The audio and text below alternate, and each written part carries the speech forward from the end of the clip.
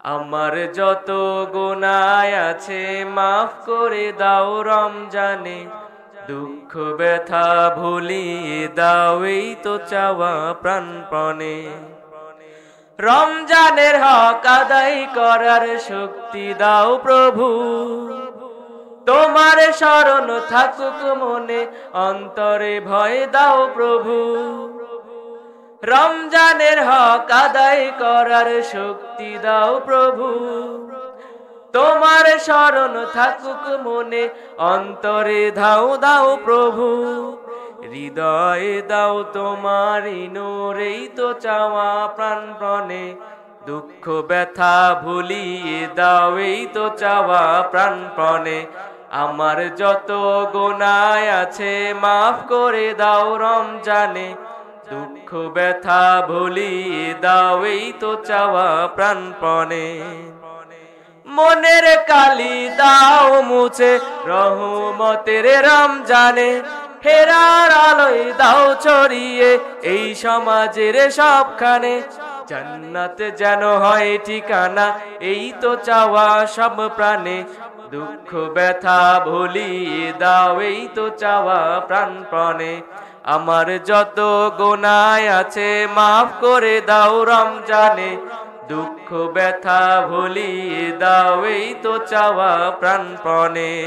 দেখো তোমাদের অন্তরটা কেঁপে ওঠে কিনা, দেখো তোমাদের হৃদয়টা পরিবর্তন হয় কিনা। আর কতদিন মেয়ের পিছন পিছন ঘুরে সময়টা নষ্ট করবে ভাই? আমি ইচ্ছা করলে তোমার মতো মেয়ের পিছন পিছন ঘুরতে পারতাম, কিন্তু দেখো আমি এই সময় এসে কোরআনের দাওয়াত দিচ্ছি জেলায় জেলায় গিয়ে। তুমি কেন যুবক মেয়ের পিছন পিছন ঘুরে তোমার সময়টা নষ্ট করবে?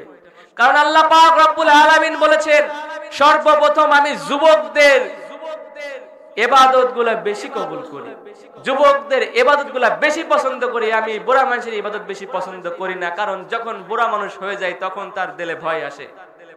আমাদের যুবক ভাইরা তোমরা যে যেখানেই থাকো অতি দ্রুত কোরআনের মাহফিলে এসে বসে যাও। এই মাহফিল তুমি প্রতিদিন পাবে না, বছরে একবার পাবে, কিন্তু তুমি যে সময়টা ঘুরে ঘুরে নষ্ট করছো এই সময়টা তুমি প্রত্যেক দিন পাবে। এই জন্য বলছি তোমরা যে যেখানেই আসো। আর যুবক না ছাড়া তো মাহফিলে আওয়াজ হয় না, কথা বলা যায় না, কথা বলেন ঠিক কিনা? আমার ভাইয়েরা বলেন তো দেখি, এই কোরআন, এই হাদিস, এই নবী, এই আল্লাহ বিরোধী লোক আছে না নাই? আছে, আগেও ছিল, এখনো আছে। কারণ ওই সময় একজন নেতা ছিল যার নাম ছিল মিস্টার টাটকা ফেরাউন। চিনেন তো সবাই, নাম শুনেছেন তো?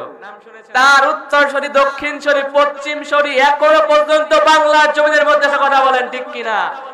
তাদের কারণে আজকে বাংলার জমিনের মধ্যে মুসলিম জাতি মার খাচ্ছে, কথা বলেন ঠিক কিনা?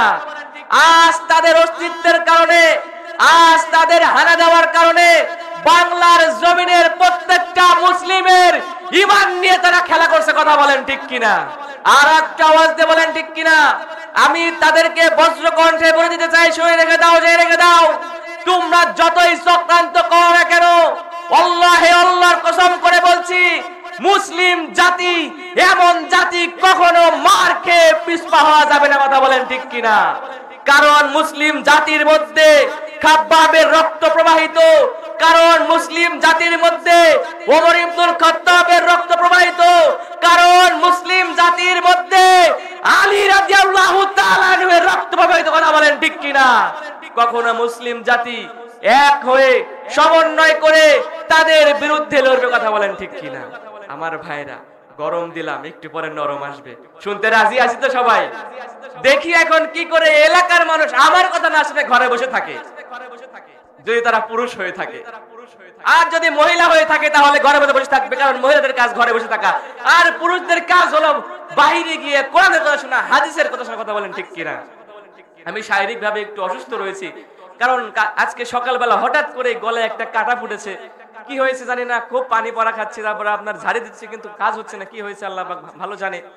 তো যে কথা বলছিলাম, তাহলে মিস্টার ফেরাউন, তাকে কি আপনারা সবাই চিনতে চান?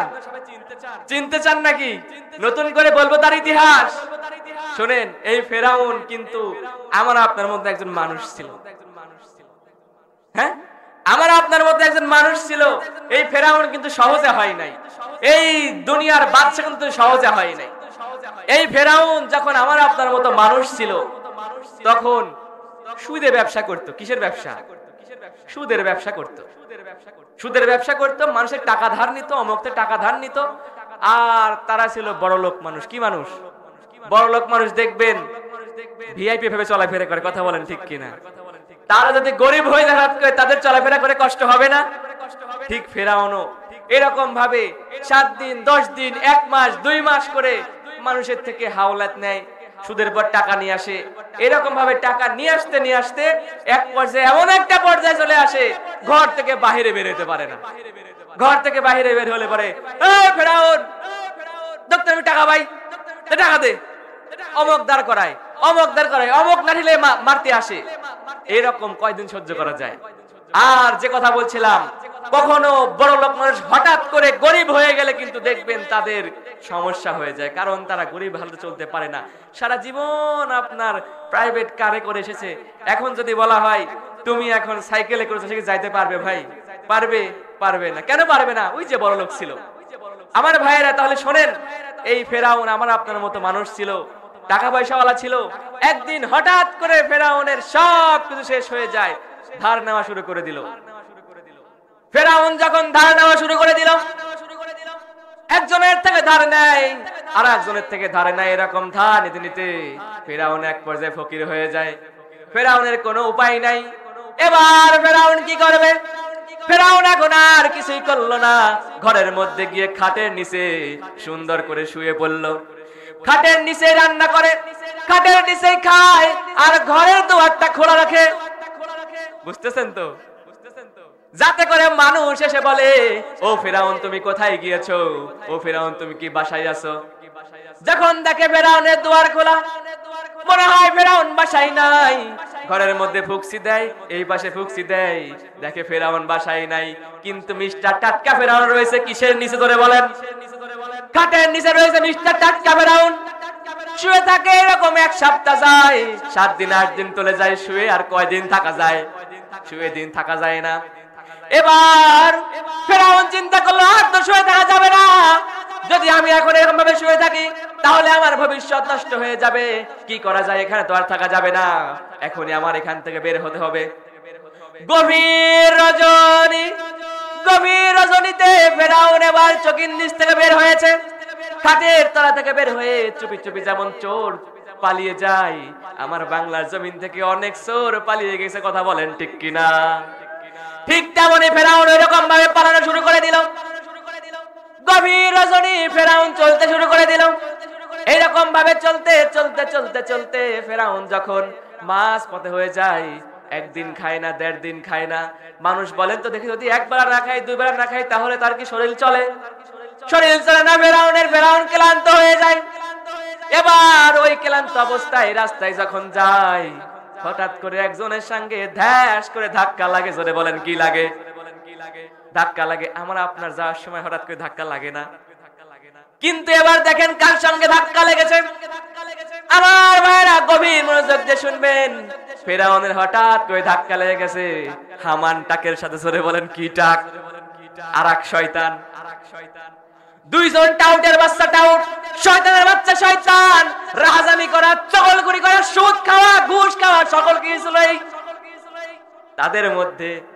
আমার ভাইয়েরা গভীর মনোযোগ দিয়ে শুনবেন বাবারা, যখন এই কাজটা শুরু হয়ে গেল, দুজনের সঙ্গে ধপাস করে ধাক্কা লেগে গেল। ধাক্কা লেগে গিয়েছে ফেরাউনের। এবার ফেরাউনের শরীর চলে না।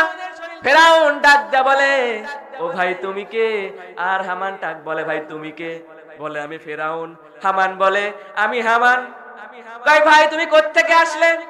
বলে আমি মিশর থেকে আসলাম, আমি আমার এলাকায় থেকে আসলাম। ও ভাই তুমি কোথা থেকে আসলে? বলে আমিও আমার এলাকা থেকে আসলাম। বলে তুমি যে এই এলাকার মধ্যে আসলে কিসের জন্য আসলে আমার কাছে বলো একটু। ফেরাউনের চাপাবাজি দেখলে পরে আপনারা অবাক হয়ে যাবেন। শুনেন, ফেরাউন এবারে বলছে, ভাই হামান আমার এলাকার মধ্যে আমার এত সম্মান, এত মান, যার কারণে আমাকে এলাকা ছাড়তে হয়েছে। জোরে বলেন নাউজুবিল্লাহ। এত সুন্দর মান ফেরাউনের। ফেরাউন এই মান দেখে চলে এসেছে এলাকা ছেড়ে। এবার হামান বলছে, হায় হায়, আমার কার সঙ্গে দেখা হয়ে গিয়েছে। এখন যদি আমি আমার নিজের অবস্থানের কথা বলি, তাহলে তো আমার আর মান থাকবে না, তাহলে তো আমার সম্মান থাকবে না। আমার ভাইয়েরা গভীর মনোযোগ দিয়ে শুনবেন। এবার যখন হামান বলছে, ভাই রে, দুঃখের কথা কি কব, আমার এত সম্মান, এত মান, এত শ্রদ্ধা, এত ভক্তি, এই ভক্তির কারণে আর এলাকার মধ্যে বেশি দিন টিকতে পারলাম না, এলাকা ছেড়ে আমাকে চলে আসতে হলো। আমার ভাইয়েরা গভীর মনোযোগ দিয়ে শুনবেন। দুইজনের মধ্যে একটা আন্ডারস্ট্যান্ডিং হয়ে গেল, ভালোবাসা হয়ে গেল, মহব্বত হয়ে গেল। বর্তমান যুবক করে দেখবেন, যদি একজন একটু বিড়ি খায়, ভাই তুই একটু বিড়ি লে, ওরে বন্ধুত্ব, আরে পানের দোস্ত, আরে দোস্তর মতো দোস্তের কথা বলেন ঠিক কিনা? আমি কিন্তু একদম বাস্তব কথা বলছি, কারণ আমি দেখেছি বাস্তব। আপনি সিগারেট খাচ্ছেন, আমার পাশে একজন বসে আছে, মনটা মরা, দুই টান দিলেন, দুই টান হয়ে গেল, ভাই আপনার মনটা মরা, আপনি আর একটু খান। উরি আল্লাহ, মই কি পাইলাম রে, মই কি হনু রে, সিগারেট দিয়ে দিলাম, ভাই আপনার বাসা কোথায়? অমুক জায়গা। আপনার বাসা কোথায়? অমুক জায়গা। ও মিলে গেছে। ঠিক তেমনি ফেরাউনের আর হামানটাকে মিলে গেল, কারণ দুইজনে টাটকা শয়তান। আমার ভাইয়েরা গভীর মনোযোগ দিয়ে শুনবেন। এবার ফেরাউন যখন দুইজনের সঙ্গে মেলামেশা হয়ে গেল, দুইজন পথ চলতে শুরু করে দিল। দুইজন যখন পথ চলতে শুরু করে দেয়, জোরে বলেন কয় দিনের খিদা? 2 দিনের খিদা। 2 দিন 3 দিনের খিদা। দুইজনের পেটে খাবার নাই, খাবারের তাড়নায় দুইজন কাউ কাউ করে ঘুরে বেড়ায়, খাবার নাই। আমার ভাইয়েরা গভীর মনোযোগ দিয়ে শুনবেন বাবারা। এবার ফেরাউন বলছে, ভাই রে, এইরকম আর কতদিন চলবো? পকেটে টাকা নাই, পকেটে পয়সা নাই, বিড়ি খাওয়ার টাকা নাই, মদ খাওয়ার টাকা নাই, গাঞ্জা খাওয়ার টাকা নাই, ডেন্ডি খাওয়ার টাকা নাই, ফেন্সিডিল খাওয়ার টাকা নাই, তাহলে এখন কি করা যায়? এবার ফেরাউন ডাক দেয়া বলে, ভাই হামান, শুয়ে রেখে দাও, যে রেখে দাও, চলো একটু পরে আমাদের কাজ হবে। হঠাৎ করে আপনার মাঠের মধ্যে দিয়ে যাচ্ছে দুইজন, যাইতে যাইতে দেখে একটা মুরব্বী চাচা, একদম বরবরে নড়া, গায়ে শক্তি নাই, তরমুজ তুলতে লাগে ফেলে দেয়, আবার নিয়ে আসে, আবার রাখে। ফেরাউন বলতেছে, কাজ হয়েছে, এনতে আমাদের শুরু হয়। হামান চল, এই চলে, এই চাচাক পাইছি না, এই চাচাক দিয়ে আমাদের ভাগ্য ফেরাবো। চাচাক বলতে, চাচা ওই আমার কাজে লেওয়া যায় না? ভাই তোমরা কাজ করবে? হ্যাঁ, কাজ করতে করবে চাই, যদি আপনি লেন। পুরি ভালো সাজেছে। হ্যাঁ বলতেছে, চাচা তাহলে ঠিক আছে। বাজান তোমার মুখটা শুনকি, তোমার মুখটা শুকা গেছে কে বাজান? বলতেছে, চাচা খুবই মানে অবস্থা খারাপ, আজ খাওয়া দাওয়া নাই, খুব দূর থেকে চাচা। এবার ঠিক আছে, আগে তোমরা মানে তরমুজটা খাও, তারপরে তোমরা কাজ শুরু করো। আমার ভাইয়েরা গভীর মনোযোগ দিয়ে শুনবেন। ফেরাউন আর হামানকে যখন তরমুজ দিল, দুইজন দুইটা বড় বড় পাইট কেরালা তরমুজ খায় ফেলেছে, কারণ কয়দিনের খিদা? 3 দিনের খিদা ফেরাউন আর হামানের। আমার ভাইয়েরা গভীর মনোযোগ দিয়ে শুনবেন বাবারা। এবার ফেরাউন আর হামান খাওয়ার পরে কাজে লেগে গেল। এইরকম করতে করতে করতে করতে বেশ কিছুদিন কেটে যায়। এবার তাদের তরমুজ বিক্রির পালা। তরমুজ বিক্রি করে প্রতিদিন 1 টাকা করে মাইনা পায়। জোরে বলেন কয় টাকা? 1 টাকা করে মাইনা পায়। এবার হামান ডাক দিয়ে বলে, ভাই ফেরাউন, আর কদিন এরকম কাজ করব? আর তো বেশি দিন এরকম কাজ করা যাবে না, কারণ এরকম খুব খাটনির কাজ। আমার ভাইরা ফেরাউন যখন এই কথা শুনলো, হামানকে ডাক দিয়ে বলে, হামান রে, তুই কোনো চিন্তা করিস না, তুই কোনো টেনশন নিস না, চল তো থেকে সরকারি চাকরি পাওয়া যায় কিনা। হামান এবার ধমক দিয়ে বলে, লক করে থাক, পাও ভোটার জাত, আমরা লেখাপড়া জানি না, কিছুই জানি না, আমাকে সরকারি চাকরি দেবে, এটা কি মামু বাড়ির আবদার? বর্তমান সরকারি চাকরি ছাড়া কোনো খাওয়া নাই, কথা বলেন ঠিক কিনা? আমার যুবক ভাইরা, তোমাদের জন্য কিছু স্পেশাল কথা আছে, থাকবে তো ইনশাআল্লাহ? হাত তোলো তো সবাই। লিল্লাহে তাকবীর। আওয়াজ হচ্ছে না, আরেকটা আওয়াজ দিয়ে বলো, লিল্লাহে তাকবীর, নারায়ে তাকবীর।